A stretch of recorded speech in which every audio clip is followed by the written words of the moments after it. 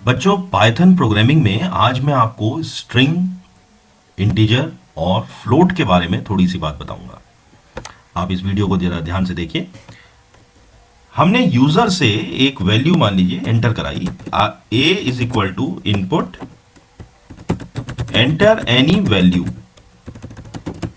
ये देखिए, हमने यूजर से फिर b एक वेरिएबल में एक और वैल्यू एंटर करवाई, b is equal to input enter any value.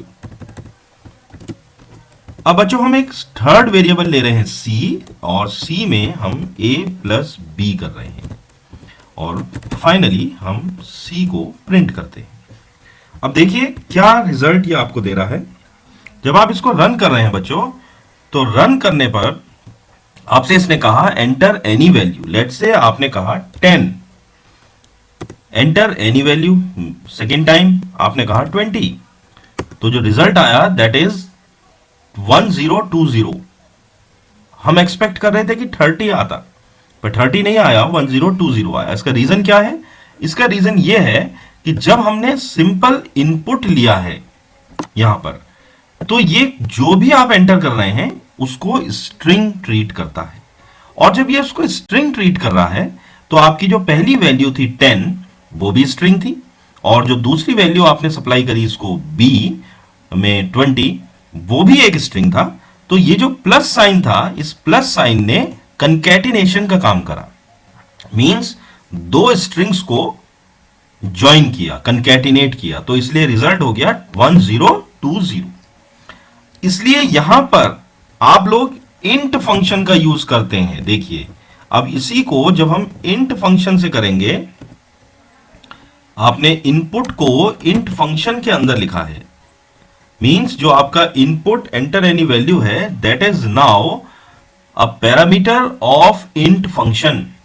तो बच्चों इसी प्रोग्राम को अब जब हम रन करते हैं, तो देखिए enter any value 10, enter any value 20, now the result is 30 because this is now treated as integer.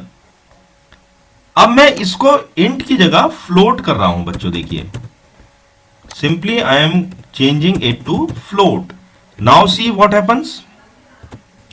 You have given a value, let's say 10, you have given a value 15, the answer should be 25. Now it is showing 25.0 because you have used float.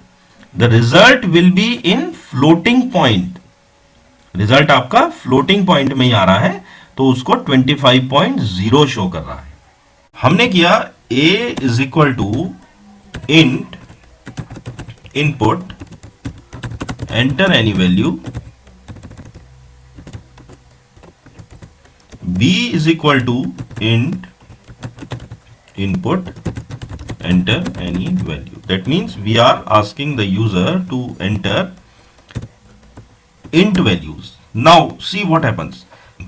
Before we add a and b, we are placing here a data type float, and in that we are writing a plus b. इसको आप carefully देखिए। हमने c is equal to a plus b लिखने की जगह हमने लिखा है c is equal to float a plus b। That means whatever result is coming, it should come as a floating point. Now see the result. You give integer value 10, you give integer value 2, 10 plus 2 is 12. The result will be in floating point, that is 12.0. Because you have given a float here. See the highlighted float. Otherwise you would have given c is equal to a plus b.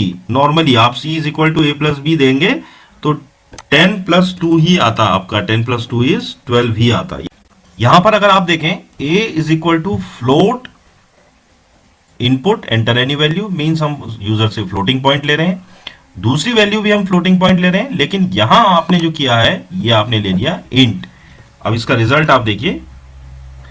आपने मान लीजिए एक value ली 10.5, दूसरी value आपने user से जो enter करवाई है वो आपने कराई 2.2, तो रिजल्ट आना चाहिए 12.7, लेकिन रिजल्ट आता है 12।